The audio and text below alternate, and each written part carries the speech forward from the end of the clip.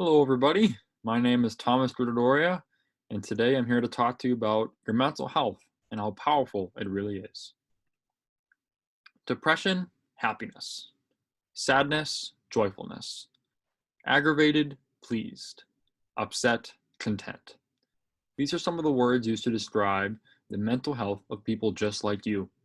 Mental health is an issue that I particularly enjoy taking a look at because of how it affects all of us in some way, shape, or form.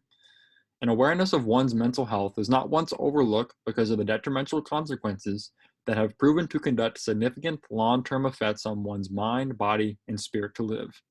I plan to present just a hint of the wide portion of mental health research that is being done today.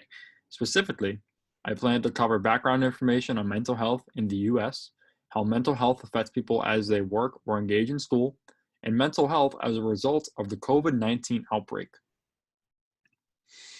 So the current situation, mental illness and disorders are among the highest of all diseases in the United States. In any given year, approximately 18.1% or 43.6 million Americans aged 18 or older suffer from any mental illness. 4.2% or 9.8 million Americans suffer from serious mental illnesses. In 2010, it was found that 1 in 5 US children had a mental health disorder, such as ADHD. This is clear to us now that mental health is very common, and you'll see that throughout the course of this presentation. We even have suicide, which is a grave concern as there are alarming rates growing. Suicide is the 11th leading cause of death in the United States for all age groups and the second leading cause of death among people aged 25 to 34. The overall suicide rate increased from 11.3 suicides per 100,000 people to 14 suicides per 100,000 people between 2007 and 2017. However, the suicide rate for age groupings varies. For example, for those in the 12 to 17 age group, the suicide rate was 6.9 per 100,000 people, whereas the suicide rate for those aged between 45 and 64 was 19.6 per 100,000 people. So that's very concerning. I argue that these statistics relate to us. Mental health and mental illnesses can affect us in any way, shape, or form, and you'll see that throughout the course of this presentation.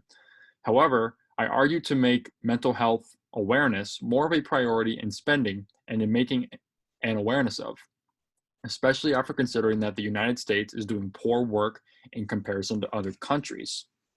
You can utilize resources such as conferences, trainings, therapies, workshops, screenings, clinics. There are people out there willing to help.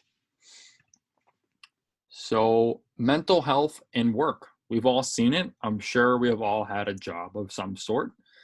So, since 63% of Americans are a part of the US labor force, this is why I want to bring it to your attention, because an attention to detail here could lead to better results later down the line. So the problem, further developing mental health problems spark adverse fiscal effects and prompts poor work behavior as well as poor fiscal behavior or personal behavior.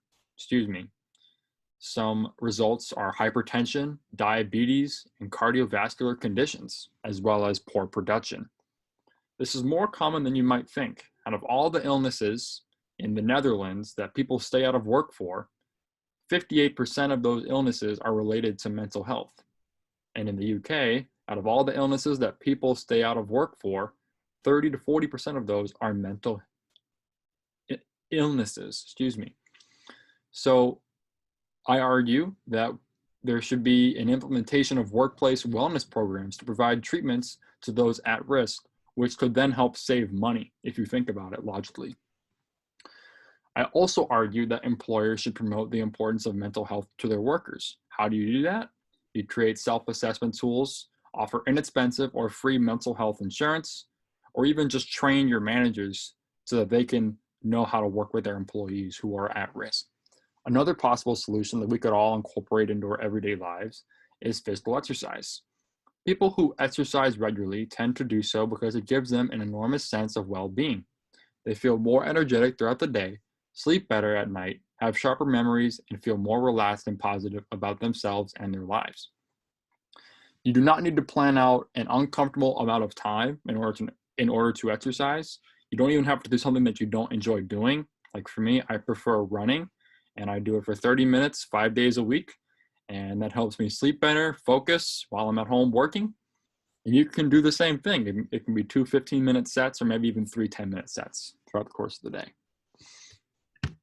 So mental health and the current outbreak we're all dealing with, coronavirus. I have a video here.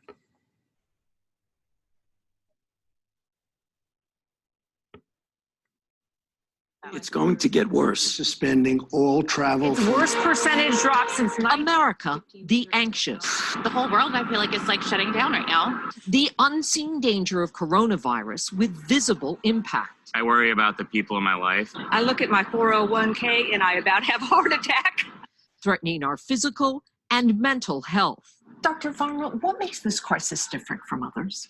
So with other crises, we knew that there was a very clear endpoint, and the uncertainty is what's making this so scary. Psychiatrist Sue Varma says it's a triggering event for those with pre-existing conditions like anxiety.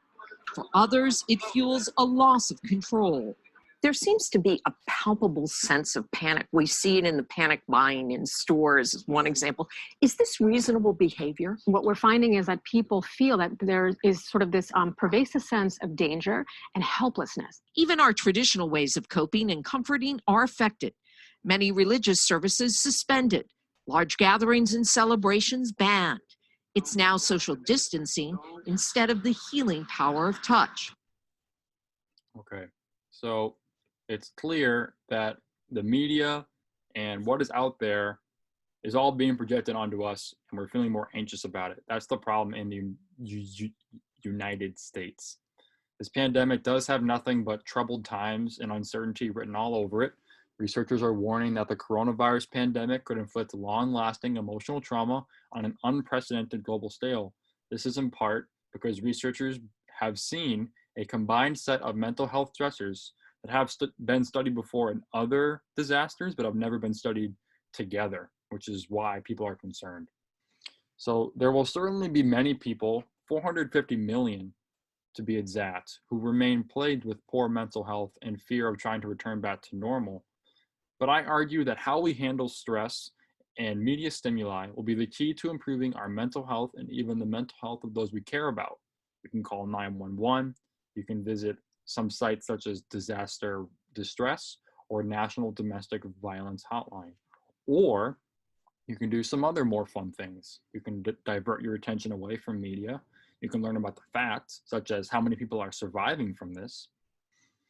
You can eat well, you can incorporate breaks into your daily schedule, or you can connect with people in non-contact ways, especially those who already have mental illnesses now that their lives have been restructured and they can't go and see their mental health care providers to help them receive their treatment.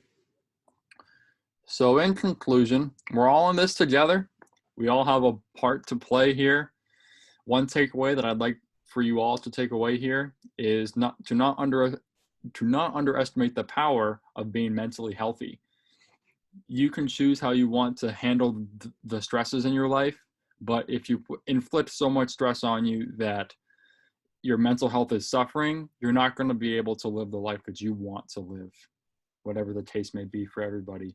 So I hope this presentation was informative and taught you guys about the power of your mental health.